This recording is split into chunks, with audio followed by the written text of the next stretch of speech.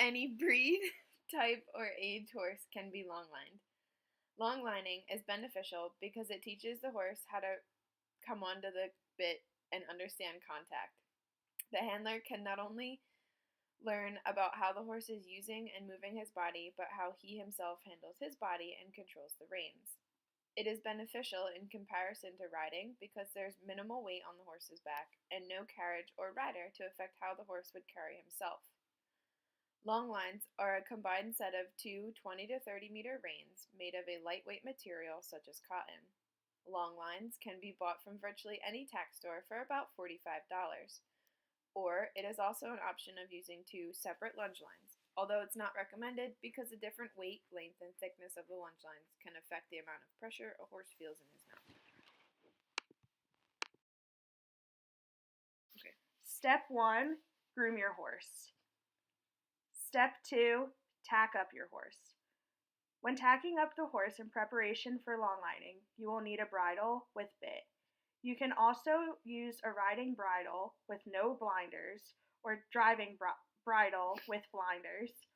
Allowing the horse to long line with a driving bridle may be beneficial to accustom the horse to working with only a selected view of where he is going, although it is not suggested to long line a horse for the first time while using a driving bridle.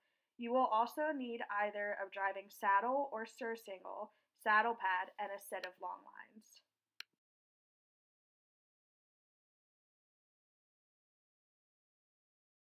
After grooming, place the saddle pad on the saddle or on the horse's back if it is a full-size saddle pad.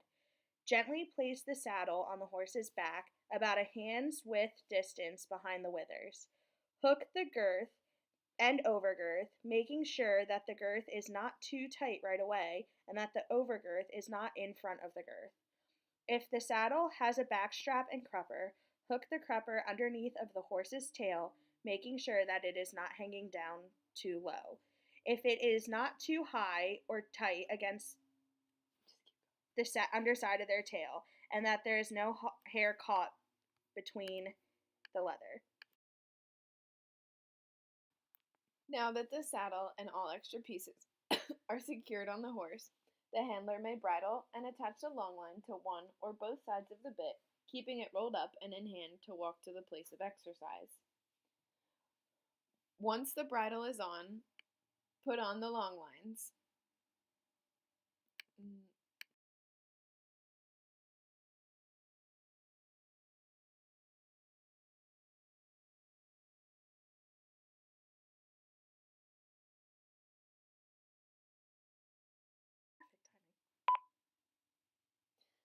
Once in a safe exercising area, the handler can attach the reins in two ways.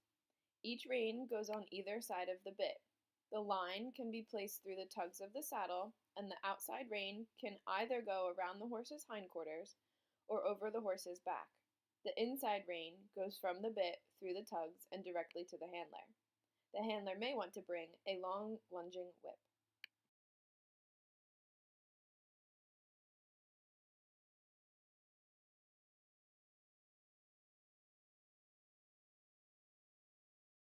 The driving aids include your voice, hands, and whip. Your voice tells the horse to move forward and also be words of encouragement. Your hands guide the horse and tell the horse which direction to bend. Your whip tells the horse to move forward as well as be encouragement if you need it. Once all the reins are attached and the girth has been checked and tightened, the horse is ready to be working. Make sure the long lines are not tangled up before you start moving. Begin standing behind the horse in a good driving position and ask him to name walk on. Your position should be behind the horse and about 45 degrees to his side. Maintain this position behind your horse well out of his kicking range. Do not stand directly behind the horse, as this will block your view of where you are ground driving. The ends of your reins can drag on the ground.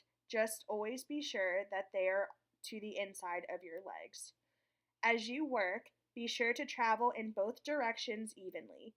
Once the handler is comfortable, they can begin to gravitate more towards the front and center of the horse and let the reins lengthen. After completely understanding and control has happened, and when the handler and horse are ready, more advanced movements and faster gaits may be introduced.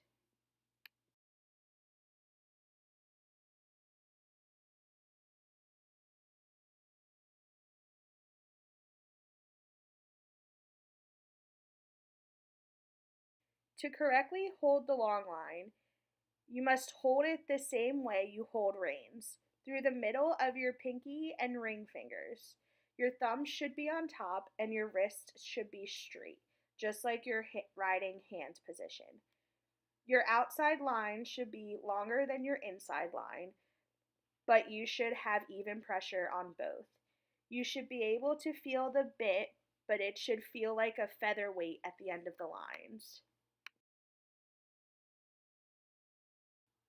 How to hold the whip with a long line. Depending on which direction you're long lining in, the whip should be in the hand where it's closer to the horse's hindquarters, so you can easily and safely use the whip without any trouble. Your whip can be dragging on the ground or just slightly raised in the air off the ground behind the horse while you're long lining them. If holding the whip and the long line is difficult, you may have a partner come out and walk behind you with the whip.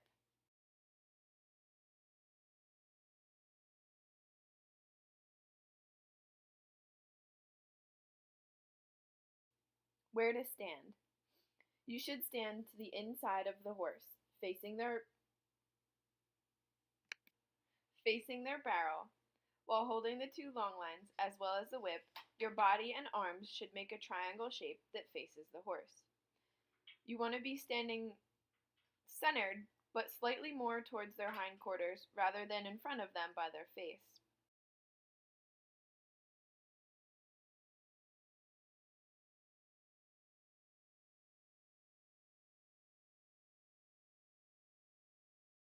Asking your horse to move with voice commands and whip. You ask your horse to move forward by clucking or using the whip a little bit. You cannot just move the whip around behind them because they have the blinders on, so they cannot see the whip moving. You have to make a noise or physically touch them with the whip. Wait until your horse has taken 2 or 3 steps and then softly and gradually close your hands on the lines to disallow any more slipping as you join in with your horse at the walk. To get them to trot, just say trot, and you may need to use the whip or cluck with your mouth to get them into a good working trot. To get the horse to canter, they should respond to kissing and maybe the word canter if needed, the whip.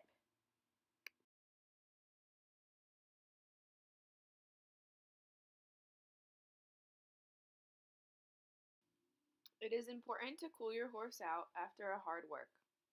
You can cool the horse out by either walking them on the long line or walking them around the arena in hand. Make sure that they're breathing well and their nostrils are not flaring. There should be no sweat and their chest should be cool before being done and putting them back into the stall or paddock.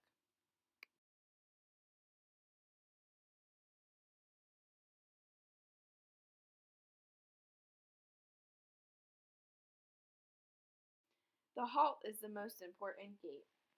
To get your horse to halt, you must say, and whoa, and give them a little half halt on both long lines. Once the horse is stopped, release the pressure and walk up to the head of the horse while wrapping up your lines so they do not get tangled. Once your lines are wrapped up and off of the ground, have someone else or yourself head the horse so they cannot go anywhere, and reward them for standing still. It is important that your horse stay out and wait for you to come to them. Once you have completed your horse's training session, you must then untack the horse. To untack, you do the opposite of what you did to tack. You start with the bridle coming off, and then you take off the saddle by undoing the girth first and then taking off the saddle pad from the saddle itself. Make sure you undo the crupper if your saddle has one before you take off the saddle or undo the girth. Then you need to groom the horse thoroughly before putting them away. Once you put the horse away, you take a damp rag and wipe down the tack and hang it back up in the correct way so the leather doesn't tear or something gets damaged like the tree. You may also use a little bit of Murphy's oil on the leather, but you must wait for it to dry, then buff it off completely. This takes a little more time, so if you do not have a lot of time, a damp rag will be just fine.